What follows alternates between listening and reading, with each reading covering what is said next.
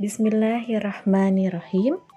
Assalamualaikum warahmatullahi wabarakatuh. Selamat pagi soleh-solehah. Apa kabar? Alhamdulillah, semoga semua dalam keadaan sehat walafiat ya. Baik soleh-solehah, hari ini kita akan belajar tema 5 subtema 1, yaitu pengalaman masa kecil. Nah, sebelum kita mulai pembelajaran hari ini, mari kita awali dengan membaca doa terlebih dahulu ya. Posisi berdoa, tangannya diangkat, kepala ditundukkan, berdoa dimulai. Abatasa. A'udzu billahi minasyaitonir rajim. Bismillahirrahmanirrahim. Alhamdulillahi rabbil alamin. Ar-Rahmanir-Rahim. Maliki yaumiddin. Iyyaka na'budu wa iyyaka nasta'in. Ihdinas siratal mustaqim. Siratal ladzina an'amta 'alaihim ghairil maghdubi 'alaihim waladdallin. Rabbi zidni 'ilman warzuqni fahman. Shadaqallahul 'azim. Walhamdulillahi rabbil alamin. Alhamdulillah, setelah pembacaan doa tadi, semoga pembelajaran kita hari ini dapat berjalan dengan lancar dan kita dimudahkan dalam memahami segala materi yang kita pelajari hari ini. Amin ya robbal alamin. Baik semuanya, materi pertama yaitu tentang tempo lagu. Tempo merupakan cepat atau lambatnya irama lagu. Biasanya penggunaan tempo diukur berdasarkan ketukan per menit atau beats per minute. Dalam seni musik, tempo memegang peranan yang sangat penting. Salah satu fungsinya ialah membuat musik atau lagu lebih nyaman didengar. Contohnya, lagu yang bermakna persahabatan cenderung memiliki tempo yang cepat. Sedangkan lagu yang melukiskan kesedihan akan memiliki tempo yang lebih lambat. Dalam lagu Burung Kakak Tua, dia memiliki tempo yang lambat. Kemudian dalam lagu Bunda Piara serta Pundak Lutut Kaki bertempo cepat. Itu adalah jenis-jenis atau contoh-contoh lagu yang biasa kita nyanyikan ketika kita masih kecil.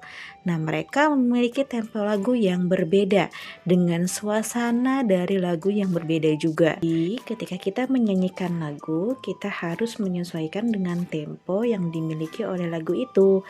Ya, jadi kita juga melihat suasana apa sih yang terkandung dalam lagu itu, dan ketika kita mengikuti gerakan sesuai dengan lagu itu, kita juga harus memperhatikan tempo lagunya.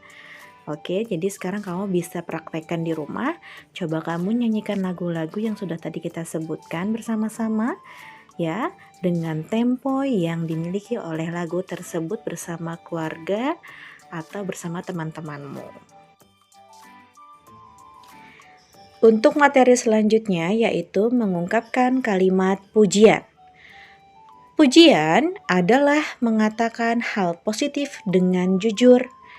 Kalimat pujian diberikan untuk mengapresiasi karya atau kelebihan orang lain. Kalimat pujian harus jujur, objektif, dan tidak berlebihan. Memberikan pujian dapat membuat orang lain termotivasi. Kalian boleh memberikan pujian kepada orang yang berbuat baik.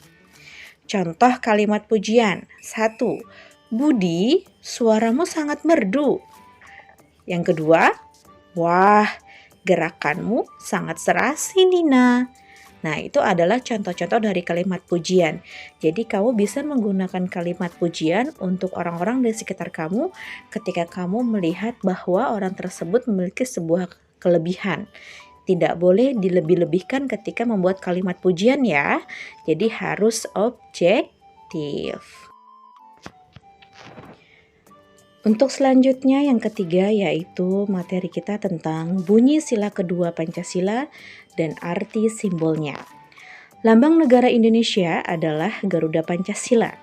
dasar negara Indonesia adalah Pancasila.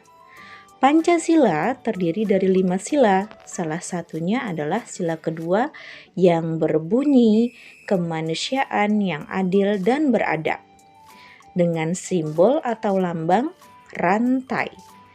Arti dari simbol sila kedua atau arti dari rantai adalah hubungan manusia satu dengan yang lainnya yang perlu bersatu dan saling membantu sehingga menjadi kuat seperti rantai. Dengan saling membantu, maka kita sudah mengamalkan sila kedua Pancasila. Ya, jadi untuk sila kedua ini, dia ini memiliki bunyi kemanusiaan yang adil dan beradab dengan simbol atau lambang rantai. Dan arti dari simbolnya adalah mengajarkan kita untuk saling membantu dan saling menolong sesama. Ya, karena manusia itu adalah makhluk sosial yang dimana perlu bantuan, harus saling tolong menolong dalam melakukan suatu hal. Nah, sebagai manusia yang baik, maka kita harus menerapkan pengamalan sila kedua ini, yaitu harus saling tolong menolong ya. Ketika kita melihat orang lain mengalami kesulitan, kita harus segera menolongnya. Karena dengan kita menolong sesama, maka kita sudah mempermudah pekerjaan orang lain dan pastinya kita akan mendapatkan pahala. Berikutnya yaitu materinya tentang berlatih gerakan saling mendorong. Kita masuk ke materi olahraga ya. Gerakan saling mendorong dilakukan secara berpasangan. Gerakan ini bertumpu pada tangan, dapat melatih kekuatan otot kaki dan juga otot tangan. Bagaimana cara melakukan gerakan mendorong ini? 1. Pilihlah teman untuk dijadikan pasangan berlatih. 2. Posisi badan tegak dengan salah satu kaki berada di depan. 3. Berdirilah berhadap-hadapan dengan teman kalian. 4. Letakkan telapak tangan kalian pada telapak tangan teman. 5. Lakukan gerakan mendorong setelah mendengar aba-aba. 6. Hentikan gerakan mendorong setelah ada perintah untuk berhenti. Jadi kamu bisa melatih kekuatan otot kaki dan otot tangan kamu itu dengan gerakan saling mendorong ini ya. Nah, dengan tumpuannya itu tangan sebagai tumpuannya. Sekarang kamu bisa praktekkan di rumah ya, dengan keluargamu atau dengan temanmu. Untuk materi selanjutnya yaitu kita masuk ke materi matematika tentang menghitung benda di sekitar. Untuk menghitung benda yang jumlahnya lebih dari 10, maka kita dapat menghitungnya dengan mengelompokkannya dulu sebanyak 10 benda. Ya, jadi kita kelompokkan dulu per 10 ya. Kemudian baru kita menghitung sisanya berapa. Nanti akhirnya kita akan jumlahkan keseluruhan. Ada berapa 10, kemudian kita tambahkan dengan sisa yang sudah kita hitung. Di sini sudah ada contoh gambar gunting dan juga gambar buku. Ya, di sini ada gunting supaya kita lebih mudah menghitungnya, maka kita buat yaitu hitungnya per 10 dulu. Ya, untuk kotak yang pertama bisa kamu lihat di situ sudah Ibu kotakan. Itu ada jumlah yang pertama 10 gunting. Kemudian yang kedua dikotakkan lagi menjadi 10 gunting dikelompokkan. Lalu yang ketiga ada juga jumlahnya 10 gunting. Maka 10 ditambah 10 dan juga ditambah 10 menjadi hasil akhirnya yaitu 30. Jadi jumlah guntingnya itu ada 30 buah. Dan untuk selanjutnya di bawahnya ini ada gambar buku ya, supaya kita tidak terlewat saat menghitungnya dan tetap betul jumlahnya, maka lebih baik kita hitung per 10 lagi ya. Kita buat kelompok pertama 10 buah dulu, kemudian yang kedua kita buat lagi kelompok 10 buah juga, maka ada sisanya itu sebanyak 4 buah. Jadi 10 ditambah 10 dan juga ditambah 4, maka hasilnya adalah 24. Jadi jumlah keseluruhan dari buku itu ada 24 buah. Ya, dengan cara ini bagi kalian yang suka bingung menghitung benda-benda yang jumlahnya cukup banyak dan terkadang suka terlewat ya jumlahnya, maka kita bisa menggunakan cara ini ketika menghitung benda yang memang jumlahnya cukup banyak. Silahkan kalian praktekkan di rumah ya, bagaimana cara menghitung benda dengan mengelompokkan seperti ini. Selanjutnya kita masuk ke materi SBDP atau Seni Budaya dan Prakarya tentang membuat hiasan rantai dari kertas. Jadi kita bisa membuat rantai sekarang nih ya menggunakan kertas origami atau kertas yang lainnya. Nah, bagaimana sih cara membuatnya dan apa saja yang harus kita siapkan? Alat dan bahan yang bisa kita siapkan yaitu pertama kertas warna-warni atau origami, yang kedua penggaris, ketiga pensil, keempat gunting, 5 lem, dan 7 stapler. Bagaimana cara membuatnya? Yang pertama, siapkan kertas yang akan digunakan. Pilihlah kertas yang tidak terlalu tebal agar mudah ditekuk. Kertas yang baik tidak terlalu tebal sehingga mudah ditekuk ya, karena nanti kita akan buat seperti cincin ya, seperti lingkaran. Pilihlah kertas dengan warna yang kalian sukai. Kalau bisa pilih warnanya itu jangan satu warna yang sama, pilih warna yang memang berbeda-beda supaya lebih menarik hasilnya. Kemudian langkah kedua, buatlah potongan-potongan kertas berbentuk persegi panjang. Gunakan penggaris dan pensil untuk membuat potongan kertas. Potongan kertas harus dibuat dengan ukuran yang sama ya, supaya hasilnya lebih rapih. Kemudian ketiga, buatlah kertas berbentuk cincin atau lingkaran. Rekatkan antara ujung yang satu dengan ujung yang lainnya dari kertas itu menggunakan lem atau stapler. 4. Buatlah cincin berikutnya dengan cara mengaitkan dengan cincin sebelumnya. Usahakan warna cincinnya berselang-seling agar tampak indah sesuai dengan pilihan warna yang sudah kamu siapkan tadi ya.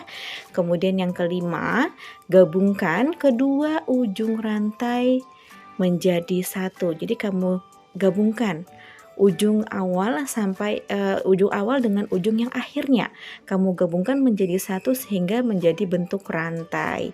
Maka jadilah rantai yang terbuat dari kertas. Seperti simbol dari sila kedua tadi ya, tapi ini terbuat dari kertas.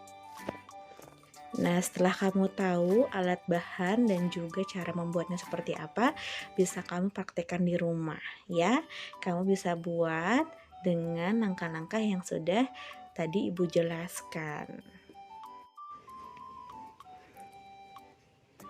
Dan terakhir kita masuk ke materi olahraga lagi ya.